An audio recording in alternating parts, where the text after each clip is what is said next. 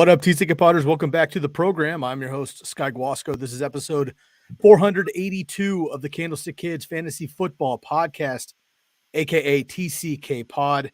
I am back with you with my man Dweeze Nuts. You can find us on Twitter at Sky Guasco, SKYGUASCO, and at Dweeze Nuts, all Z's, no S's. Dweeze, nice to have you back, man. 2 weeks in a row after like a 6-month hiatus. Great to have you back in the program, bro. We are breaking down once again the week 8. We're like already halfway through the season, which is insane. Week 8 waiver wire ads, a couple of trade targets as well. Got a lot of great feedback from last week's episode, having you back on. Of course, You and I had like a 10-minute, 15-minute catch-up digression. But on top of that, you broke down a couple trade targets thoroughly. We talked about the Browns backfield. We talked about the Cowboys wide receiving core. And now, I'm going to bring up Michael Gallup, spoiler alert, later on today, who I know you're a big Gallup guy. He's back in the mix now, finally, after the bye week. We currently have, Monday Night Football happening right now. So the podcasters will know those results afterward, but a lot happening, man. Great to have you back on the program. How we doing? How was your weekend?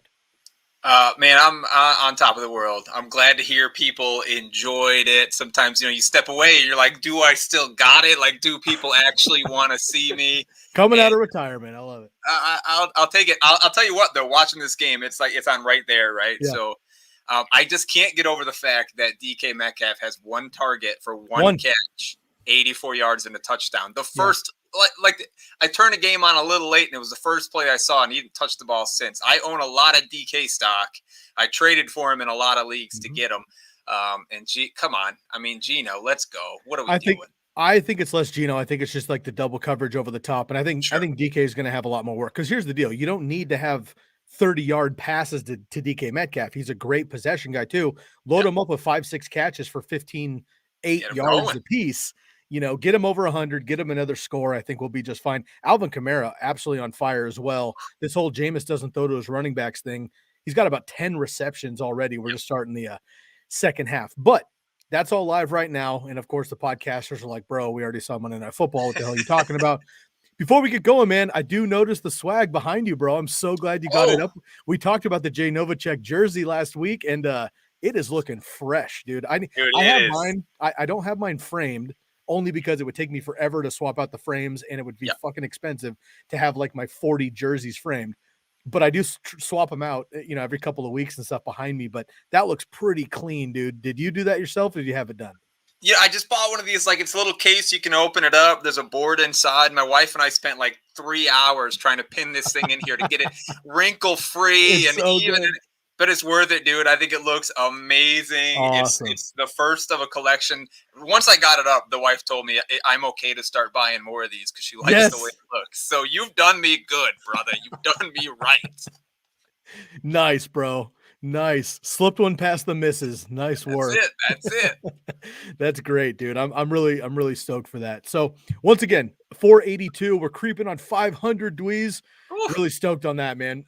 We are going to get into the week 8 waiver ads. You have 2 particular that you want to highlight, and I've got about 20 others that we're going to get into after that. Again, though, you also have a couple of trade targets that you want to target, and maybe a guy you want to move on from, like we did last week. So let's jump right into it, dude. Let's get right into your top waiver ads and trade targets. The floor is yours.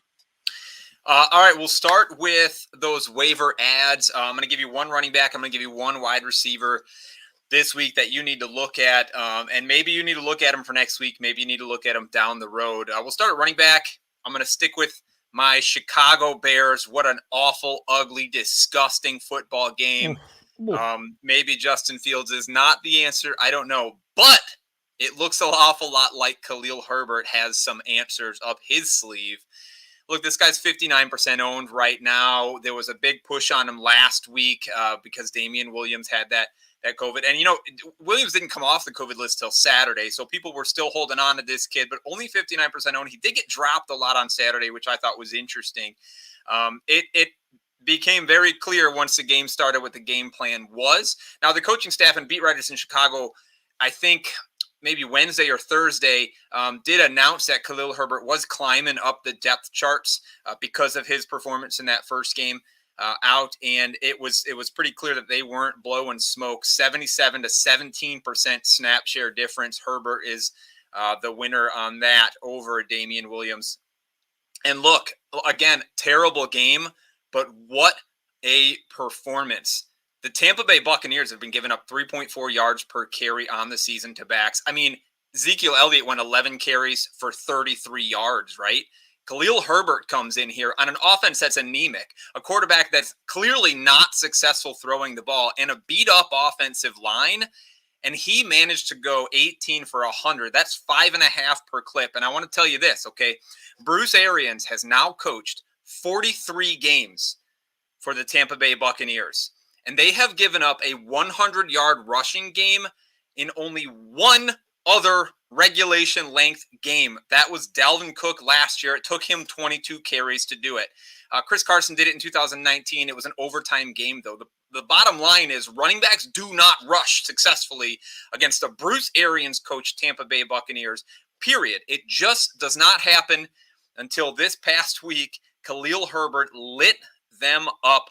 I think you need to go pick up Khalil Herbert, put him in your redraft lineups because he's going to be the guy next week. But I also think you need to go get him in dynasty leagues. Here's my 2 predictions about Khalil Herbert. Number 1, I believe Khalil Herbert will have double-digit touches in more games for the rest of this season than he doesn't have double-digit targets, okay? It's going to be him, and it's going to be David Montgomery when Montgomery comes back. I know Tarik Cohen will be back from his pup-less trip for a while here soon. Damian Williams obviously on there, but as these 2 guys are going to share the load, I very firmly believe that. I think he's going to average a 40% snap share moving forward. Prediction number 2, this is for the dynasty folks out there. David Montgomery's contract is up in 2022, and I think they're going to move on from him at this point and let Khalil Herbert be the guy. Who knows what the team's going to look like at this point or at that point, but the Chicago Bears have a very long history of letting people go. They try to get rid of players before they have their fall off. They don't hold on to guys late into their careers. They do not hold on to running backs later than they think they should. They try to go out on top for whatever reason, even if that just means releasing them from their contract. I think Montgomery is not going to be a Bear in 2023, and it's going to be Khalil Herbert's going to get his first opportunity to start after a year and a half of split in time with Montgomery. So go pick him up, stash him in Dynasty, pay up for him in Dynasty as a stash that's going to pay off in a couple of years. What are we doing with Tarik Cohen? You can completely ignore Tarik Cohen because Khalil Herbert can catch the ball, and he can do a lot with the ball in the passing game. That's all that Tarik Cohen was going to do when he stepped in, but Damian Williams could do it as well. There's really not a place for him when he comes back. Even last year, before Khalil Herbert and Damian Williams were there, Cordero Patterson was catching a lot of passes. They were trying to find other guys to do some of these things that Tarik Cohen could do. I don't think he's long for the Chicago Bears at this point either. Unfortunately, it was the injury that gave other people opportunities to prove they could do what he does. You never like to see that for a guy in the NFL, but I think it's, cut time if you still have him, which hopefully you don't on your roster. Do you think, okay, so Tarik Cohen maybe irrelevant now for the Bears. Back-to-back injury seasons, unfortunately, but just 2 years ago, man, he was kind of a James White, right? Really impressed when Jordan Howard went down and whatever.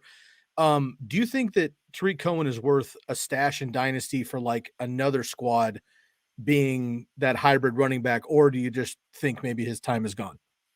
Yeah, I mean, if you have a deep roster and you've got room to stash plenty of guys, we got a 28-man bench in a couple of my dynasties. Absolutely. Just know what you're getting, right? It's going to be a couple of years before he gets the opportunity to move on. And there's a lot of guys like this in the league, even go back to a Darren Sproles, right? There's guys that do this in the league and have been very successful, and teams look for gadget players like that. The difference with Tarik Cohen is, one, 2 pretty serious injuries in a row. That always kind of slows people down. But 2, he's a lot smaller than even Darren Sproles. He's a very tiny man. 5'6" or so. Yeah. Right? And that might put some GMs off. Will he get an opportunity somewhere else? Yes. Do I think he'll be able to cash in on that opportunity?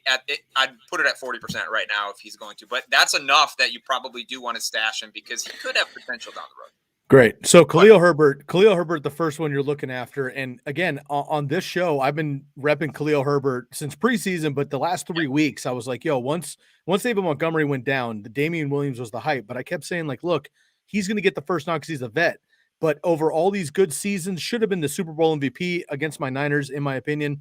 He's never rushed for over 500 yards in an entire season, doesn't hold up to injury, then he gets hurt too. I kept ripping like, yo, this kid Khalil Herbert looked great in preseason. He's looked good in limited work here. Give him a shot. He's the one that's for free and not all your fab. I picked him up on like 4 of my 8 leagues or something like that. Benched him, of course, in about 3 of those leagues this week, even with all the running backs off, and he went off. But nonetheless, that was the right decision to bench him. If you start him, that was the mistake. Sometimes you make a mistake and fall backwards into a dumpster full of gold, though. So you can't make those kind of start decisions. Yeah, and the big part is tough because again, you get the Damian Williams news that like, oh, he's back. Yep. I'm like, okay, cool. Like take Khalil Herbert out quickly. He's the one. But look, as you mentioned, going up against the best rush defense, although Miles Sanders, who I still don't think is that amazing, gashed for a couple of runs. Yeah. Khalil Herbert, a rookie, comes in too. Like maybe the Bucs are very good, obviously. Maybe the Bucs aren't a like bench at all cost matchup anymore.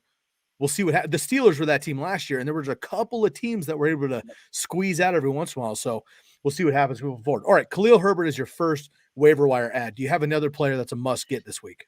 Yeah, we'll go wide receivers, and this one is much more of a you need to pick this guy up and put him into your lineup immediately. It's Allen Lazard for me. Really, only 4% owned in leagues. He's just not owned at all. And over the last 2 weeks, he has led the team, the wide receiver room on this team in snaps. He's got more snaps than Devonte Adams. He's got 1 less target than Devonte Adams over the last 2 weeks. Yes, MVS has been out, and that's sort of been a big part of what led him to step in and get that opportunity. But he's done some things with it. He's been pretty successful. He has the trust of his quarterback, Aaron Rodgers, which is really important. And the big reason you have to pick him up, if you haven't seen the news yet, Devonte Adams on the COVID list, he will. I guess they're saying right now he is in doubt for Thursday, but it's a Thursday technically night. It's questionable, but I don't expect him either. It's a Thursday night game. You got to pass the 2 positive tests or something in time, and you can take those tests. They have to be a certain amount of time apart. So it would be really, really cutting it tight.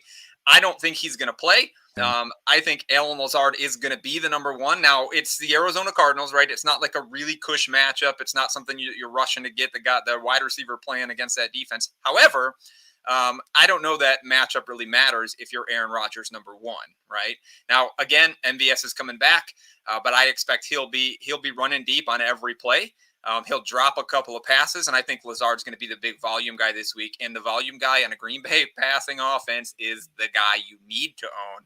I think you can win your week with him. And not, on top of that, Kyler Murray got a little bit beat up against Houston, but I think he'll be just fine. Obviously, the Cardinals are going to put up points. Yes. And especially if they can't get back Kevin King and Jair Alexander in that secondary, Washington football team, Terry McLaurin went nuts this week against the Packers, and the Packers beat up the football team. So it could be trouble there for the Cardinals, or excuse me, for the Packers against the Cardinals, meaning Rodgers is just going to continue to run and gun. Yeah, I agree. Is there anybody else on, you mentioned MVS. There's always like this random Kumaro or like a Equinemius St. Brown over the years or something like that, like a Randall Cobb. I know it's an old school name, but Rodgers trusts him. Obviously, is Randall Cobb worth, a second flex or wide receiver 3 or something with Tay Adams out? You know what? Yes, he might be your second flex guy at this point. He's just not getting the target volume, right? Like he's still running those really short routes, those crossing routes underneath. That's what he's always done. He's just not getting volume. We're talking 3 targets, 4 targets in the last 2 games without MVS, where he was on the field a lot of times in those 3 wide receiver sets. I just, if you have to get somebody else in your roster here, it's probably got to be Tunyan, right? Because he's going to catch some of those same underneath things, but they love that seam route. He may score a touchdown. I think he did this week. So if it's somebody else, it's probably him. I think the running backs will get a little more involved in the pass game as they have been. Well, I don't know about AJ Dillon after his negative fantasy performance on my bench this past week, but Yeah, I wouldn't. I'm still not touching Randall Cobb. I just don't see the volume there. He's just getting old, man. That's a hard position to play that he plays for an old man. Well, and yeah, we saw, and unfortunately, his career ended on an injury. But Julian Edelman aged well in the slot. Yep. Obviously, Larry Fitzgerald made his Hall of Fame career in the slot primarily. A lot of kind of guys move in when it's that time. But I mean, honestly, if Randall Cobb could just be Cole Beasley or Hunter Renfrow this week, be great. You're stoked on that. I mean, what is that? 8 targets, 6 catches, 60 yards, maybe an accidental touchdown because it's Aaron Rodgers in the red zone. I just think, there's only 2 teams on bye this week. Dweeze, explain to me this, okay? You're a very wise man. You have 6 of the best teams in the NFL sans the Jaguars on bye last week, okay? Sends fantasy football in a frenzy last week. We're starting, 5th string wide receivers. This week we have the Ravens and the Raiders. Just 2 teams. Why not move 2 from last week into this week? Keep it 4 every week. What the hell are we doing? Somebody in a boardroom, somewhere slams their coffee mug down and says, "Hey, wouldn't it be crazy if?" And from there, nobody wants to tell the big boss no. So all these chuckleheads playing fantasy football, watch this. We'll show them real football matters more. Yes, there was a lot to do in fantasy football this past week because of all these buys, but it was both really fun and really awful and really nerve-wracking. It was all the things you really love about being a sports fan. Forget about a fantasy football fan. It's all the things you love about sports and what they can do for your just emotional charge, right? So it's it's fun. Totally. I'm ready to get back to normal. I just want my normal lineup back in there now after 1 week of that. Yeah, I totally agree. All right, Dweeze, we've got your waiver wire ads, Khalil Herbert of the Chicago Bears and Alan Lazard of the Green Bay Packers. Again, assuming Tay Adams sits. If Tay does play somehow, obviously Lazard is not as attractive, but as of right now with the COVID issue, we do not expect Tay Adams to play on Thursday night. We're going to take a quick pause, give a quick shout out to Jersey Jungle, and we'll be back in just a second to talk about Dweeze's trade targets. We'll be right back. Are you a merchandise maniac or jersey junkie like myself? You need to check out the Jersey Jungle. They handle their business on Instagram at the Jersey Jungle. You can use their promo code TCK for 10% off of 1 or 2 jerseys, 15% off of 3 or more jerseys. Now, if you've been watching the show for this season or a couple seasons, you know that my backdrop, if you're streaming live with us on video, you know my backdrop is always a couple of jerseys. Those jerseys are coming from the Jersey Jungle. They're high quality stitch and twill jerseys. I collect NFL jerseys, but I'm also a baseball guy. So I have baseball jerseys as well. I collect Hall of Fame jerseys. I have a Jackie Robinson. I have a Ken Griffey Jr. I have a Willie Mays jersey. I got a Shohei Ohtani jersey as well because the guy has been absolutely on fire. Go get yourself a jersey. Basketball, baseball, hockey, football, college. They got rookies as well. Home, away. They have customs. They have camouflage. Whatever you're feeling, retro jerseys from any sport. Go hit up the Jersey Jungle on Instagram. DM the Jersey Jungle. Use the promo code TCK for 10% off of 1 or 2 jerseys, 15% off of 3 jerseys. These are already half price that you're going to find on the websites. They're high quality, stitch and twill, game authentic jerseys. Go check them out. The Jersey Jungle on Instagram. All righty, we're back here with my man, Dweeze Nuts. You can find him on Twitter, all Z's, no S's. All right, buddy, let's get into your trade targets. Now, do you have a player you're looking to trade for, player that you're looking to trade away, maybe 2 players you're looking to trade for? What do you got for us tonight? Yep, I got 2 trade targets that I like this week. One of them, my first one, Darrell Henderson, really, really down week for Henderson this past week, and it was against the Detroit Lions, right? So the Henderson owner in your league was sort of banking on him going off for 20 plus in this week. I think he scored six fantasy points, right? So that's the kind of tilt that you want to go after. Now, Henderson's had some good weeks in the weeks previous, right before that one. So it may not be as cheap as you'd like, but you got to take advantage of the tilt when they expect big things, week winning things, and they get week losing things. especially if that owner did lose this week. I think that's somebody that you can go target and try to pick up. He is he's real good. Maybe even sell that owner on the Cam Akers hype videos. His workout videos are coming out, right? He's running through the bags. He's getting some motion back. So maybe just email him that video an hour before you ask to pick up his backup, right? Maybe that's the move. At wide receiver, though, let's go with a guy who's had a down year all year, just not producing the way that, again, he was expected to. People drafted him because this offense is amazing. It's Keenan Allen. I won't make you wait any longer. Chargers offense is amazing. People expected the Chargers offense to be amazing. Keenan Allen's ADP was higher than it's been a long time coming into the year because Justin Herbert, you see the jersey behind you. Great quarterback, great offense. Unfortunately, Mike Williams has just been the poster child so far on the season. So only one touchdown for Keenan Allen, right? Only no games over 100 yards in the last 4. The first 2 games were nice. Coming out of a bye week, which always kind of lowers somebody a little bit further on their owner's radar. So maybe somebody that you can go target. You can probably get a lot cheaper than he's worth. Is he going to blow up, go off, and be a top 6 wide receiver rest of season? I don't think he will, but he's always going to be a pretty safe guy, really nice floor. He has been his whole career. I mean, he's one of only 11 wide receivers in the league who are averaging double-digit targets in games so far on the season. So he's a guy that I think can really shore up your wide receiver 2 spot. And I think you could pay wide receiver 2 prices, maybe even low-end wide receiver 2 prices to pick him up and trade this week. I'd go do it. And one guy that I'm trying to get rid of in the leagues that I still own him, it's Debo Samuel. Debo Samuel is the guy on his offense. He's the only one there catching passes from Jimmy Garoppolo just yesterday in the rain. Watching this dude play football, again, like, send some clips of the games to the guy you're trying to trade him to because he's so exciting, so exhilarating to watch play. But people are coming back. Ayuk is going to come on, right? We've got Jeff Wilson Jr. coming back who's going to be catching passes. I don't actually have any idea what the tight end situation is on that team right now. What's going on with your boy? Well, it's not George Kittle. George Kittle's still on IR. It should be Ross Dwelly, and it is Ross Dwelly, but he's Dwelly sometimes. He's more of a pass blocker, right? Yeah. And it is Debo, and I've been repping getting rid of Debo for 3 weeks. And I was like, yo, sell him high after this busted coverage. Sell him high after busted coverage. Now with the Niners looking horrendous last night, it might be a little bit more difficult, but I agree with you on that.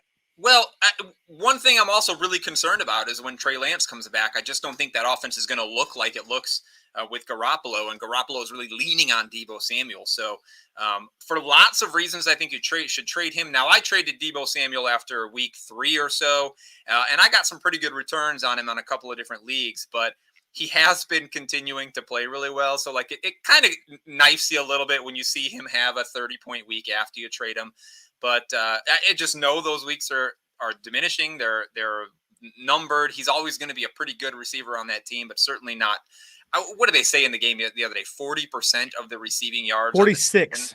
That is so stupid, and it's not sustainable. No. Get rid of him. I mean, like, make that move. Go trade Debo Samuel for Keenan Allen. I'm okay with that, and you'll probably get Keenan Allen and something now for Debo Samuel.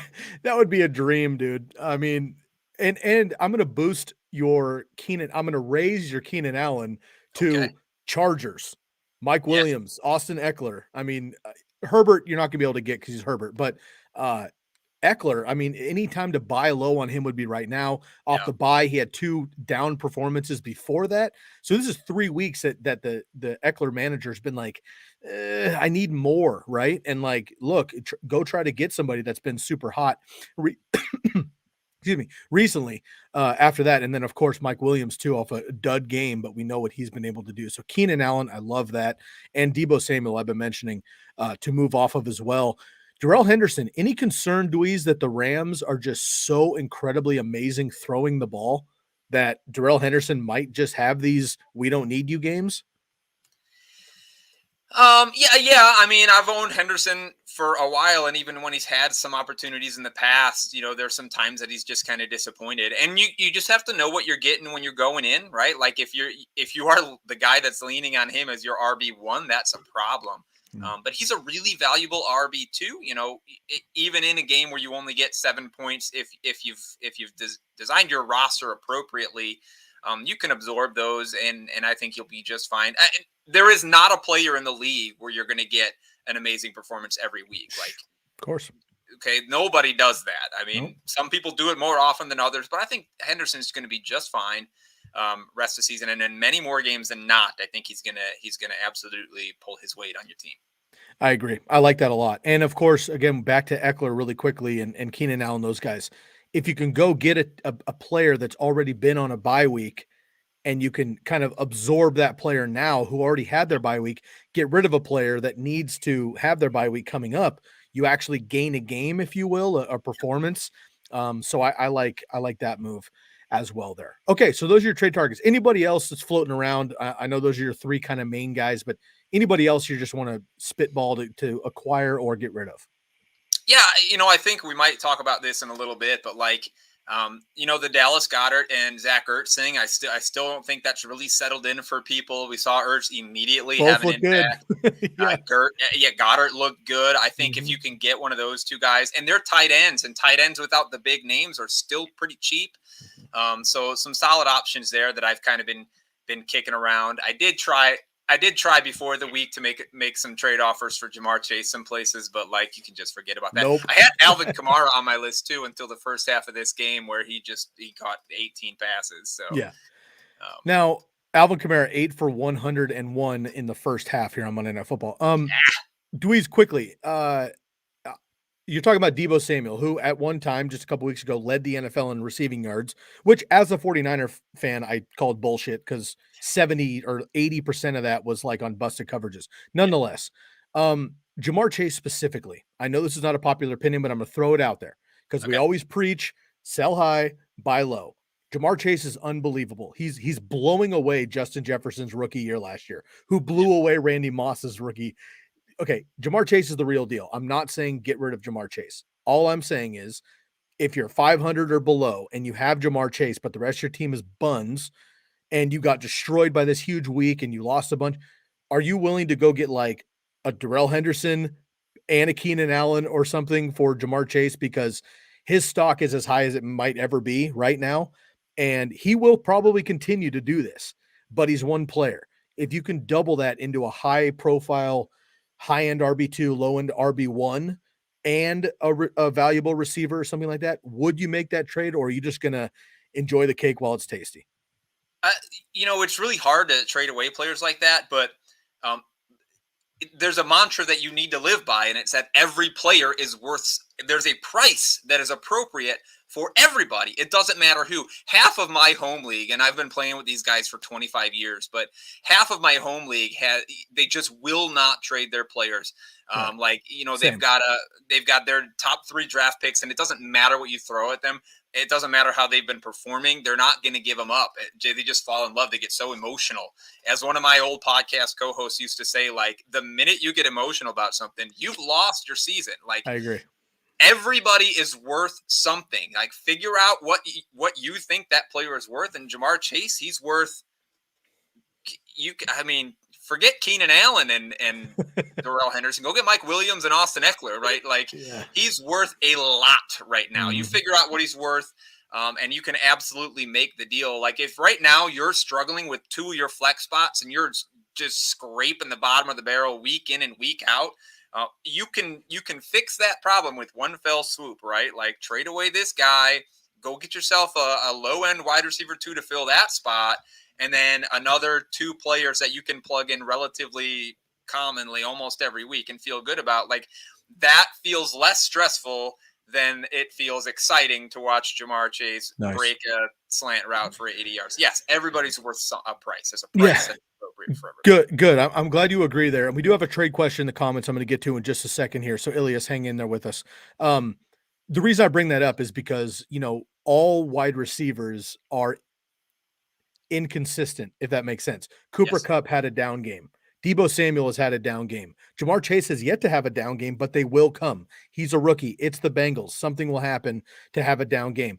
Tyreek Hill has had 3 games in a row where you're wishing you have to start Tyreek, but I wish I didn't because Marvin Jones went off on my bench or something weird, right? So every wide receiver will have a down game or two.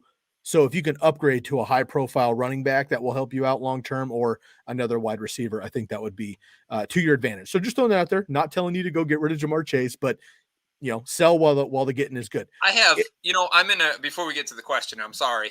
Sure. I'm in a bunch of dynasty leagues with, like the Commish Boys. I'm in the Commish Boys Dynasty League. And in leagues like that where players know what they're doing, every single week, by Sunday night or Monday morning, every player that had a huge day is on the trading block. Yeah. I've got 5 or 6 offers with all of the studs from the week in them every single week because those guys understand, if you don't stay fluid and continue moving, you're going to get behind the trend. If you get enamored by something shiny this week, something else is going to outshine you next week. You have to be moving all the time. And that's what the players that know what they're doing are constantly moving.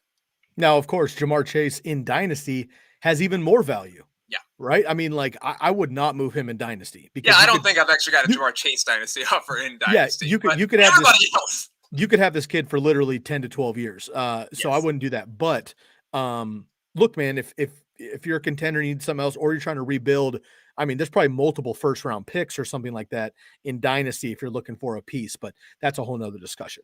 All right, let's get to a longtime follower here on YouTube, our friend Ilias Giftopoulos, excuse me.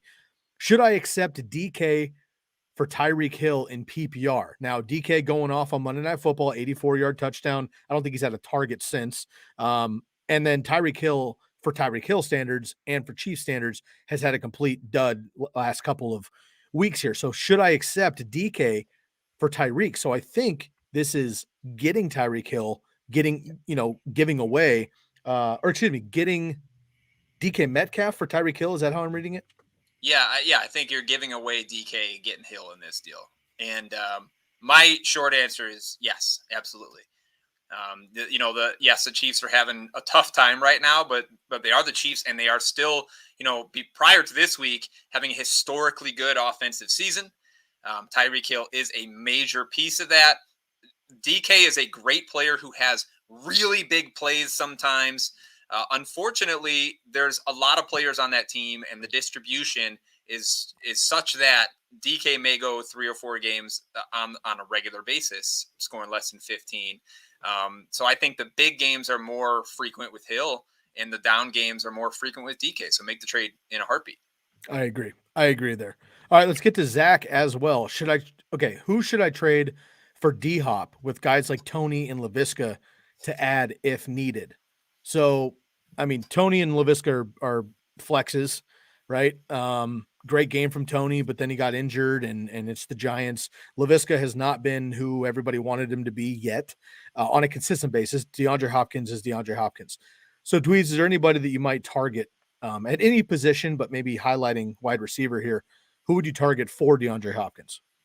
Yeah, so, without obviously knowing the roster buildup and all that, it's always hard to make calls like this. But generally, for me, if I'm trading away a guy like DeAndre Hopkins, it's because I want to get myself a running back. Somebody who's filling a hole somewhere else on my team. If you're saying, is he saying he wants to add Tony and LaVisca into a piece of a trade? Is that what he's asking? Yeah, possibly, or just having them as a flex. I think the main focus here is just DeAndre Hopkins. I just looked it up. In full PPR, DeAndre Hopkins is wide receiver 11. So he's not top 5 or 6 like he was drafted, but he's still a wide receiver 1. The Cardinals can blow up at any given moment, but there's so many other targets there. So I'm thinking off the bat, somebody that just came off a bye, like Deontay Johnson plus, I would be thrilled with. Stephon Diggs, who is underwhelmed so far, I would be okay with. Keenan Allen, maybe 1 for 1, I would be cool with long term in PPR, but you might even get Keenan Allen plus a low level something to throw you in on bye weeks. Those are just a couple of guys off top without researching this question that I would be targeting. I think if I am looking for a receiver plus, like a guy like Michael Pittman, I think has still not got the name value. He's obviously producing.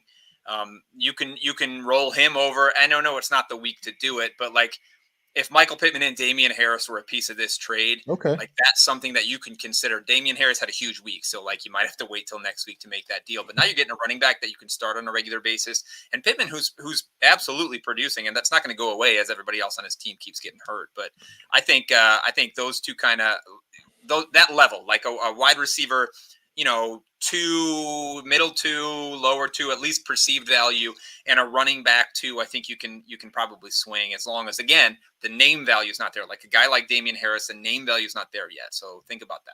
I like that. Any of the Buccaneers wide receivers plus a piece would you go after? Mike Williams, big game. AB didn't play, but he's been on fire. Chris Godwin somewhere in the middle. Any of those guys?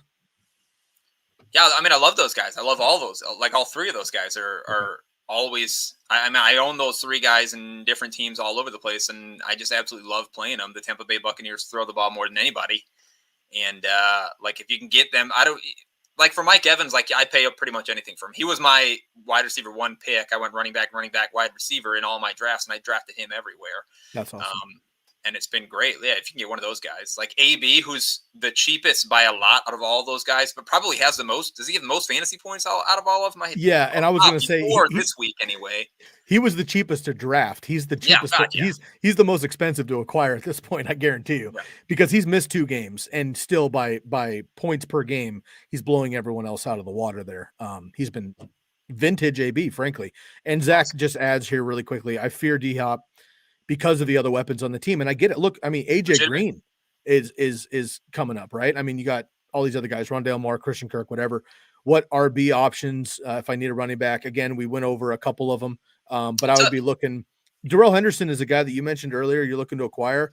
DeAndre Hopkins for Darrell Henderson. I think you get Darrell Henderson plus like a flex wide receiver if you need to fill that wide receiver slot. That'd be like Michael Pittman, Darrell Henderson for DeAndre Hopkins. I think you could pull off. I also, another guy I like that doesn't have the name value and is probably way cheaper than he should be is Leonard Fournette right now. The way this guy's producing on that same team, I think you can get him cheap, which means D-Hop for Fournette and, again, a wide receiver 3 somewhere, right? Like a guy, again, somebody like a Michael Pittman. Even like, you can even go cheaper like a Russell Gage or something and get a guy that you can plug in as a flex there to add to that Leonard Fournette if the guy's high on him. But you can use the name value of a D-Hop even if he's not doing it right now and get somebody without the name value like a Leonard Fournette who's actually producing. And I think that'd be a good starting jump-off point. I was thinking of the teams that were on bye last week, and of course there were a million fantasy assets, and all those running backs outside of the Bills are top-notch. However, I think one that you could flip 1 for 1 and maybe even 1 for 2 would be James Robinson. I was just thinking you were going to say James Robinson. Yes. Yeah. And again, James Robinson is not going to win you weeks, but guess who also isn't winning you weeks this year? DeAndre Hopkins, right? And if you're going to get 20 touches from a running back and you need that position, James Robinson might be a 1 for 1. And again, name value doesn't equate. So you might be able to get a lower level guy potentially like that as well to a throw-in piece. Somebody heading on to the bye, the Ravens and the Raiders. Henry Ruggs potentially, maybe Rashad Bateman, who's had glimpses but hasn't quite hit his ceiling. Go get him before you can't anymore because he should be on the show for trade targets, but he's heading to a bye. I promise you in 2 or 3 weeks, this kid's going to be unattainable. I'm hot on him, so we'll see what happens. The spammers are back. Appreciate y'all. Thank you for hanging out with us. All right, Dweeze, let's get into let's switch handles a little bit. I got to do some of course some fucking some roll call here, some quality control in our comments. Appreciate y'all sticking around with us. We'll be back after another commercial break. Want to give a shout out to another one of our new sponsors here, and that is Cara Factor. We'll be right back after this commercial break. Hey, TCK Potters and Fantasy Focus community. Are you looking for options for hair loss? There are many options out there for treating it. However, most products treat the cause, such as DHT, and don't do much to support the growth of new and stronger hair. It's like removing harmful weeds from your lawn, but not doing much to fertilize the grass. That's why the Fantasy Focus and TCK team has partnered with Cara Factor. Cara Factor saw this problem and focused their research on finding just the right combination of biosynthetic growth factors and an innovative delivery system to promote fuller, stronger-looking hair.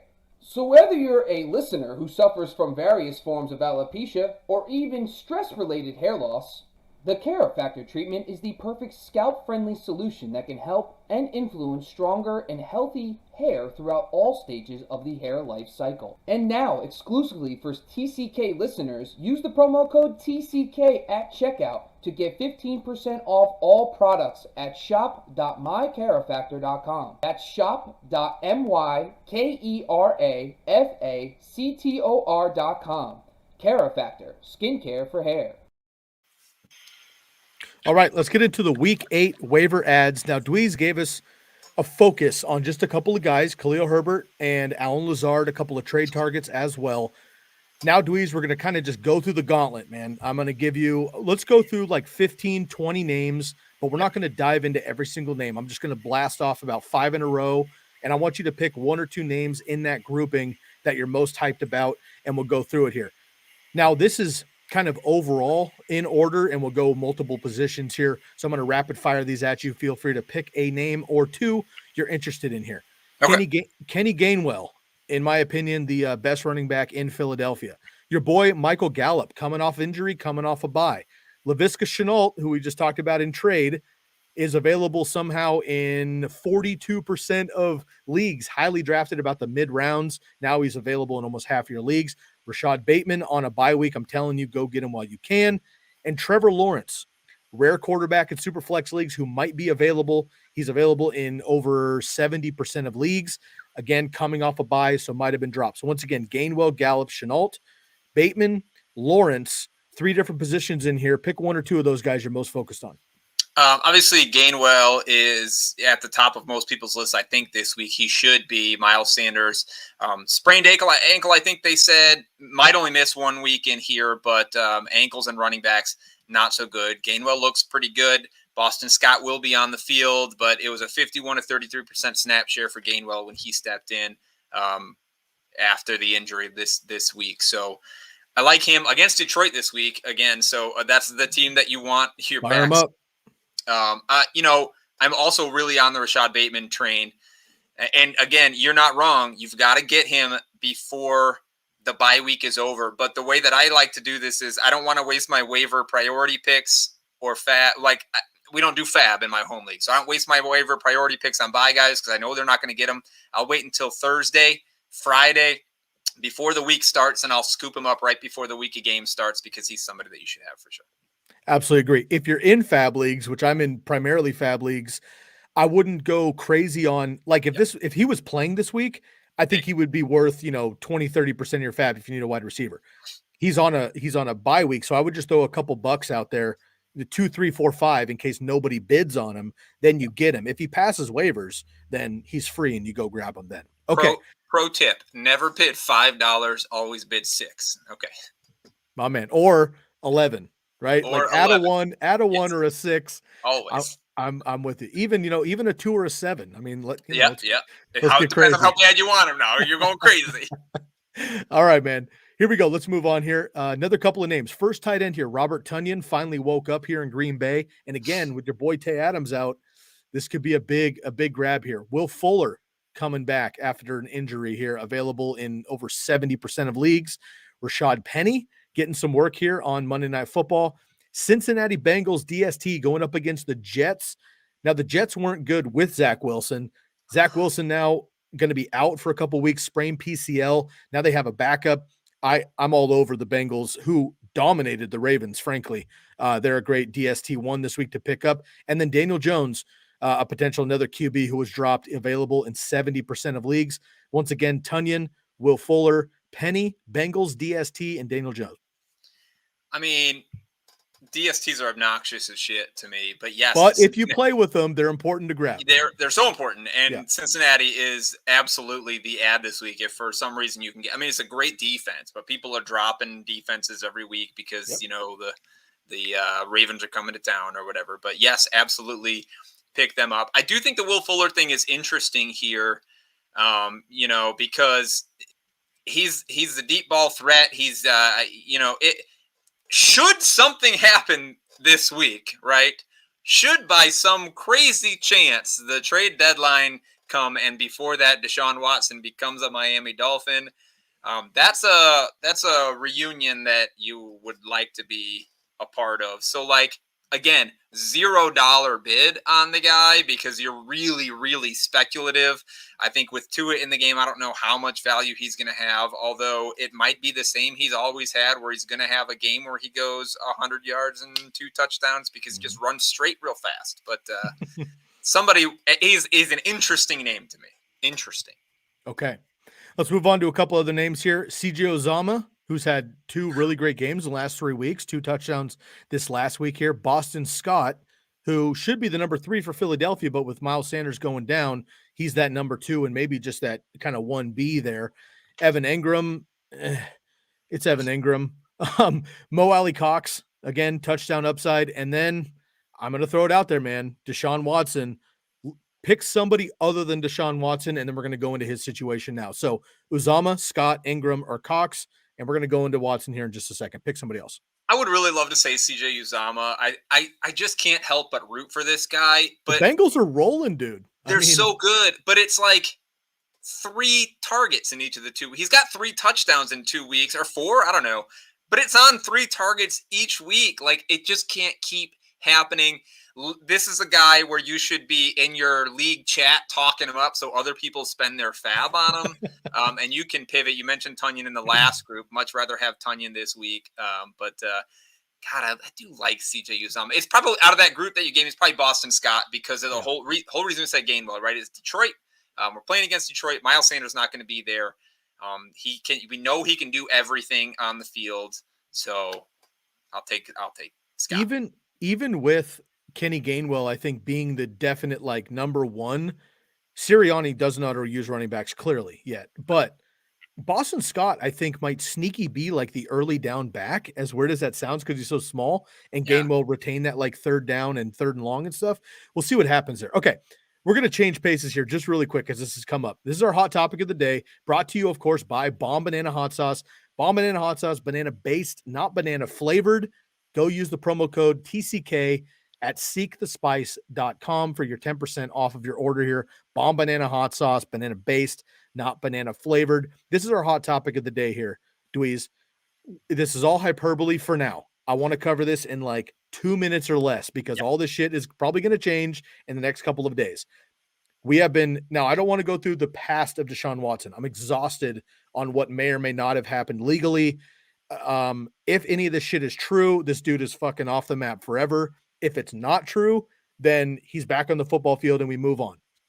I don't want to talk about any of that garbage. I want to talk about if he lands in, let's say, Miami, or if he lands in Philadelphia, or if you happen to have another team that you think he might be into right now. This could happen this week, or at least in the next couple of days, 10 to 10 days or whatever before the trade deadline, quickly in like a minute or less on each team. Pick a team. Let's get into it here. What do you think happens with Deshaun Watson? And if he goes to either one of those teams, what happens with everybody else on that squad? Okay, just for clarity's sake, he is not on the commissioner's exempt list, so he could be playing today if he and his team got along. So if they trade him tomorrow, he could play next week. And if he goes to Miami, for example, obviously it's a bump for the receivers on the team. Jalen Waddle, right now he's got Tua, who was his college quarterback. Tua loves him though, dude. Jalen Waddle might be a downgrade almost because Tua loves him. But maybe, but it just feels like Deshaun Watson's an NFL step up from Tua.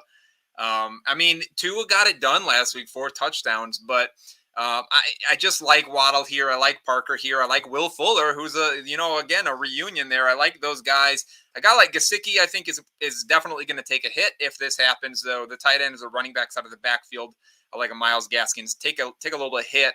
I just don't think the dump-offs will be there should that come to pass. And then if we look at Philadelphia, this is a bump for everybody who's running routes, except maybe I think Dallas Goedert will be fine because this coaching staff and this offense is geared towards that tight end. But everybody, it's so hard to start any Philadelphia Eagle right now because Jalen Hurts is a really bad NFL quarterback. Devontae Smith gets a big bump, obviously.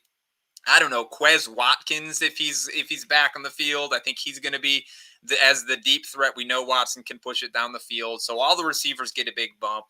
I think Goddard will be fine. And, who we still don't really want to touch that backfield outside of next week in Detroit. Now, one further mention here, and we'll move on.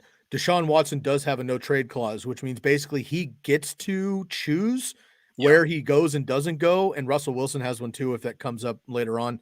But he wants to go to Miami. Basically, he said the only team he's willing to go to is Miami. Doesn't mean he won't go to Philly or somewhere else, but he wants to go to Miami. He does have Will Fuller there. Obviously, it's down in Florida. I'm sure he would love that. And honestly, I think they're a really quality quarterback. No offense to Tua, away from at least being a wild card perennially. I don't think they're going to get by Buffalo anytime soon, but they have a good squad there. So we'll see what happens. So, all right, Deshaun Watson on the move potentially pretty soon. Of course, we will bring you all that action as it goes down, but we wanted to get it to you before too long. Okay, Dweeze, a couple more names here. And again, we're scraping the barrel here, but a lot of guys were dropped last week. We have injuries. You know how it goes. Let's get back into this here with our week 8 waiver ads and a couple more names. All right, Darius Slayton from the Giants. That wide receiver core is dismantled, so anybody on the field, I'm sure, is an option there. Russell Gage, decent game there with the Matt Ryan and Falcons coming out of the bye week, had a touchdown last week. Mac Jones playing quite well for the Patriots there. Definitely the best rookie quarterback so far for sure. Your boy Alan Lazard, we've already talked about, but he's way down my list only because I hadn't updated since Tay Adams, so we'll skip him. And then Jamison Crowder, I'm going to throw him in there. Oldie but goodie for fantasy. Again, backup quarterback for the Jets, but again, a PPR guy, low-level flex. So Slayton, Gage, Mac Jones, and then Jamison Crowder. That's kind of the bottom of the barrel here. Anybody from this group jump off the page for you? Yeah, I mean, I like Russell Gage. He scored the touchdown on the big play. Unfortunately, prior to that, I think he had 15 yards receiving on 3 or 4 catches. So that always scares you a little bit. To me, on the list, Darius Slayton is probably the guy. Again, everybody's injured on this team. He had 9 targets in this game. I don't love the offense still. Daniel Jones is running a lot more than he probably should be. Sterling Shepard should be healthy for this game coming up. But give me the volume, right? Like 9 targets is hard to walk away from. Only 63 yards on 5 catches, I think Slayton ended up with. But that's what I'm going with. They get Kansas City this week. Which is a really nice opponent. As we saw, Tennessee just destroyed them in this week, and everybody destroys them in the pass game. That defense is absolute garbage. So for this week specifically, I'd take Slayton on that list. Okay. Anybody else? I've got a list of 20 more players, but nobody's interested in this list. Anybody else coming off of a bye or maybe off of IR, a couple weeks ago, and I didn't want to delve too much into this, but a couple weeks ago, I had guys like Jerry Jeudy, Michael Gallup, Jeff Wilson, Tua at the time, Ryan Fitzpatrick, guys that might come off the IR that you can scoop up for free and stash. Anybody you're looking to stash other than the names we have listed already? Yes. There's 2 receivers that I'd like to point out here. I know we mentioned Laviska Shenault already. But I'm going to pivot off of Shenault to Jamal Agnew on that same team, who looks better at doing what Laviska Shenault was supposed to do. Hyper-targeted too, man. Like, what the hell? So good. Yes. So 13 targets in their last 2 games. Dude. This guy, 11 catches in the last 2 games. Jamal Agnew was a cornerback in college. Kick returner. Yeah.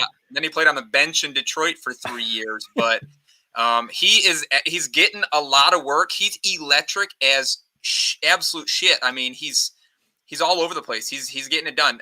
Definitely somebody that I think you should go look at.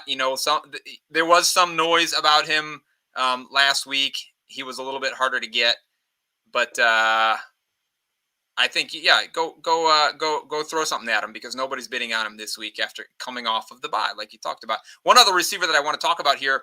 It is a very speculative ad at this point, because he's a Houston Texans receiver.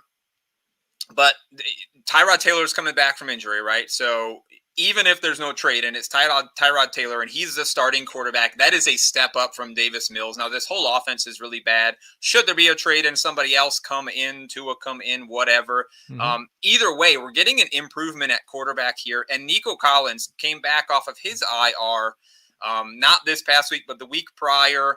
And he's looked really good. 11 targets in those 2 games combined. Only Cooks on the team has more. He has 20. He's getting snaps, 62% of snaps last week, 57 the week before. Again, he's a rookie. He's coming off of his injury. We expect him to kind of slowly ramp up. But this guy looks exactly, physically and athletically, all of his numbers look exactly like A.J. Green coming out of college. He's as strong, as big, as arms are as long, his catch radius, everything is the exact same as A.J. Green. And I think he can be that role where you go down the field. If you watch any of his college tape in Michigan, he did a lot of jump up and go get the ball in the end zone. They haven't used him there yet. He's only got one target inside the 10, but there's a lot of potential for a guy like Nico Collins to be successful, 6'4", 215 pounds.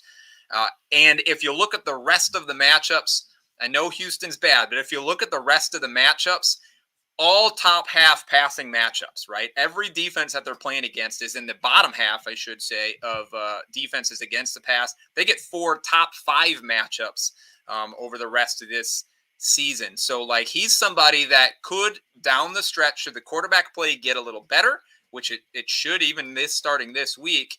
And as he kind of gets comfortable with that role, I think he's a really good addition onto this offense across from Brandon Cooks, doing what Cooks doesn't necessarily do. But I think that's a good tandem. And I think Nico Collins in Dynasty specifically is somebody that you should absolutely go find. I love that call, man. I love this kid at Michigan, and just a bad landing spot right now, but a cheap dynasty buy, and I think definitely high price later on. Final mention here, Zach. We've been talking about his trade all night. He just tuned back in here. You try to get Henderson and more for D-Hop. Can you give me an example? We just mentioned it, Brandon Cooks. I want Brandon Cooks no matter what. First of all, with no quarterback, Brandon Cooks is getting 9 targets a game, 7 catches, 80 yards, and a touchdown. If he gets Jalen Hurts, Tua Tagovailoa, or Tyrod Taylor back in the next couple of weeks, which he will get one of those guys, his stock goes up. He might get traded as well. Nobody gets traded in the NFL more than Brandon Cooks. If he gets traded again to any team in the NFL, it's a better position than the Houston Texans. So Darrell Henderson, Brandon Cooks, for me, for D-Hop would be a good move. Any other mention there, Dweeze, before we kick off? Anybody in addition? One more example for Henderson. Yeah, I really like a guy like T. Higgins, who had a big target volume week this week, but still probably a little less valued. I like a guy like Chase Claypool, has been a trade Claypool too. Target for me here recently, guys. How about Robert Woods? Yeah, I've traded away Robert Woods a couple of times. Though. That's 2 Rams. Sorry. You don't want to mess with that. So there's a few names for you in there. We mentioned Pittman earlier, so like some of these guys at that sort of and all these guys are sort of in that similar tier. I think Claypool's probably going to be the cheapest out of the group because he hasn't really done much coming off of that injury yet. But any of those guys would help your team. Random name, oldie but goodie, Adam Thielen. Yeah, I mean Adam Thielen's awesome. When Adam Thielen wants to score, like he just tips his cap to the coach, tips his cap to the quarterback, and he's got a touchdown. Like if he just tipped his cap more often, we'd be more happy. But yes, we need more touchdown magicians in fantasy football. You kind of blink, boom, TDs. We love that. All right, Zach, best of luck. Let us know how the trade goes. Appreciate everyone tuning in for us tonight. Wait, this is just kind of for you because I didn't mention this before, but I have my notes in here about Jamal Agnew, right? Sure. Like I was watching some Agnew film prepping actually for last week's show because I thought about talking about him. And there's a guy that kept popping in mind. It's an old school player, okay, old school receiver. And I know you kind of like the older school guys. When I watch him play football, it reminds me of when Eddie Royal was a San Diego Charger. So dope. Great return man, but also like super quick, great with the body, incredible hands, the body control that these two guys have. They're the same size too. It's just kind of like these two guys really popped off the page. And I was a huge Eddie Royal fan. He played for the Bears for a while after San Diego, but it was so fun. I was just gonna mention, man, the Bears are tough to watch now, but you're a Bears fan. Dude, when Jay Cutler was good, Brandon Marshall, Alshon Jeffrey as a rookie coming up, Matt Forte still on the squad, not even to mention Urlacher and the boys on the other side, but Eddie Royal as like a wide receiver 5 on the team. He caught like 16 balls, like 3 times when Brandon Marshall and Alshon were out for because Jay Cutler, we know he was like that guy. and just peppered him all night long.